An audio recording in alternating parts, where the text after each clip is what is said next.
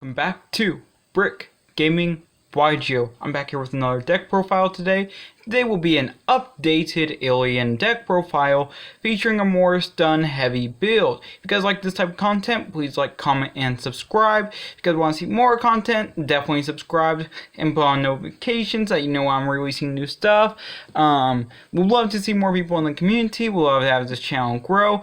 If you guys just subscribe, like just a few subscribers a day, this channel will be at 1,000 subscribers by August or September of next year, and that will be a huge deal. So please help out with that. It will mean a lot to me, to the channel, and hopefully to the community as a whole. Also, feel free to check me out on Twitch at BrickGamingYGO1. I will stream when I have time.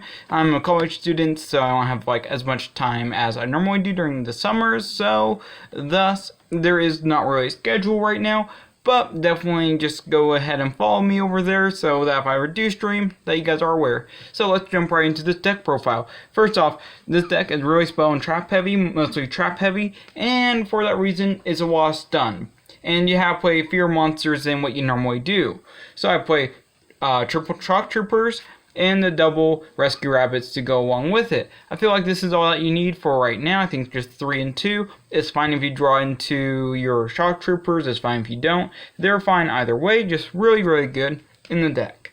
Then I play double alien warrior. I think 2 is the correct ratio, and I think 2 is all that you'll ever need. I think if you play 3, that's too many, and 1 is arguably just fine as well. Then I play double alien kid. I've considered bumping this card up to 3 multiple times, but I think at 2, it's just a lot more solid and you're not going to see it like every single hand, and you don't need to see it every single hand. And it's also searchable, so it's decent, it places 8 counters, and it's good for that reason. And then finally, your Monster Reborn in the form of Alien Ammonite. This card's really good. It's a Monster Reborn and gets you into Golgar, and Golgar is basically what makes this deck work. Then into the extra deck, I play triple Paw of Extravagance and double Paw of Desires as the draw power for the deck. I think this is the correct ratio. I think if you play any more Paw of Desires, or not Paw of Desires, Paw of Dualities, I think if you play any more Paw of Dualities, it can start to conflict with some of the stuff you're trying to do. And I think Paw of Extravagance you want to see every single opening game, because the deck just really needs draw power, it really needs search power, and that's what would make this deck even better. And that's why I'm playing that lineup and that ratio. Then play a cell recombination device. This is the send from deck to grave, place 8 counters, which is really good. And then the banish from graveyard and get a search, which is also really good. Then play double mysterious triangle. I think 2's good. I think 3 is just really awkward. You don't have enough consistent ways to place 8 counters in this deck, and because you don't have like a super consistent way to always place 8 counters every single turn, I think that 2 mysterious triangles is good. And in this stun build, you might not be using the special summon effect as much as you normally do, so that's why I play it 2. Then 2 Code 8 Ancient Ruins. I think 3 is too much, 1's too little. 2 is always the right number just so you can see it, and so that gives you free Monster Reborn capabilities, as well as placing A counters.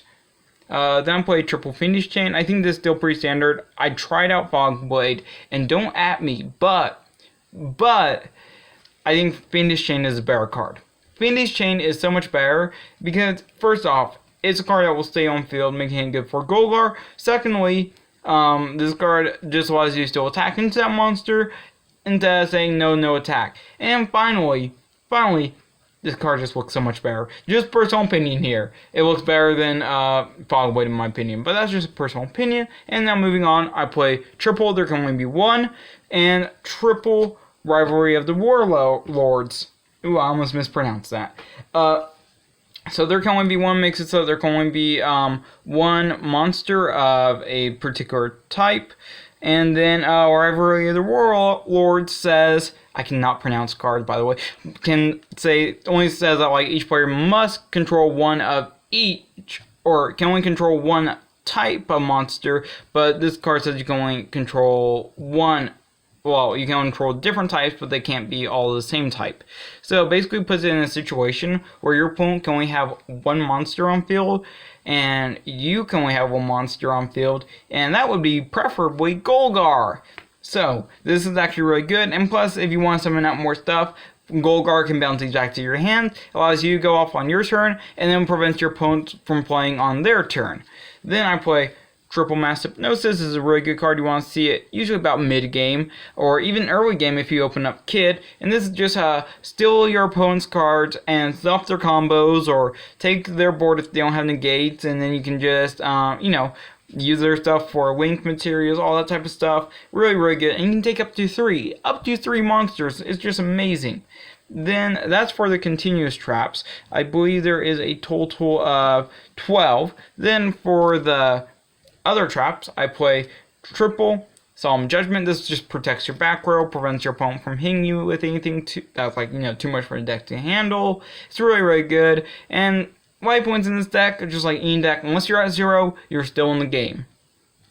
Then moving on to the rest of the traps, I play Double Lost Wind and 1 Gravedigger's Trap Hole. I feel like this is good for the deck. This is just additional damage, which the deck can have a little bit of a hard time with damage output. So I consider Gravedigger's Trap Hole really, really good. And Lost Wind is, of course, an amazing card and just gives this deck additional ways to negate monsters. Then moving on to the extra deck, I play Double Cosmic Fortress Golgar. You should probably play more.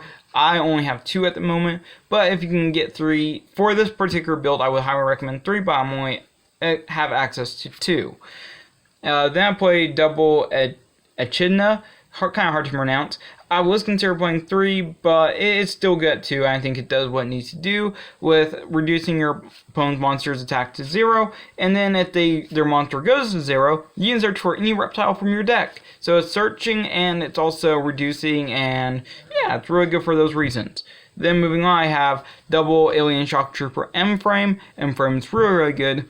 A counter distribution, quick effect, and then it's a monster reborn based upon the number of A counters on monsters your opponent controls, which is pretty nice. Then I play 1 Nightmare Phoenix. Here, I'll move these out of the way. 1 Nightmare Phoenix and 1 Nightmare Unicorn. I feel like this is all you need for the Nightmare package, plus you're kind of limited on space due to Pop Extravagance, so I play 1 of each. Then I play 1 Draco Master as a 10. He has other Link 3, just in case you take your opponent's Link monster. This can just put in ton and tons of work. It can just be really, really good in this deck.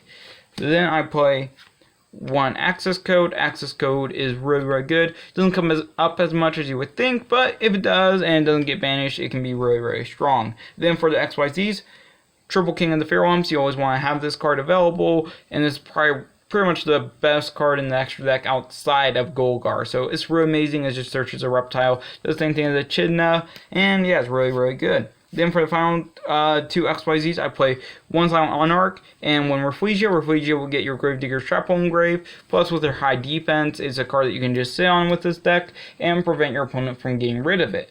Then for Silent Monarch, this just steals something, and it's really surprisingly good. It comes up way more than I would ever expect it to in 2020, but no one expected it, and it still does put on a lot of work. And that's the deck profile, and I hope you guys enjoyed it. Once again, please like, comment, and subscribe. If you're not subscribed, it would mean a lot to me and to the channel if you were to subscribe. And all that I need for this channel to hit 1,000 subscribers by next year is just a few subscribers a day. So that would mean a lot. Please consider it, and it would really help out the channel. And also check out my Twitch. I'll have in the description down below. And I'll see you guys in the next video.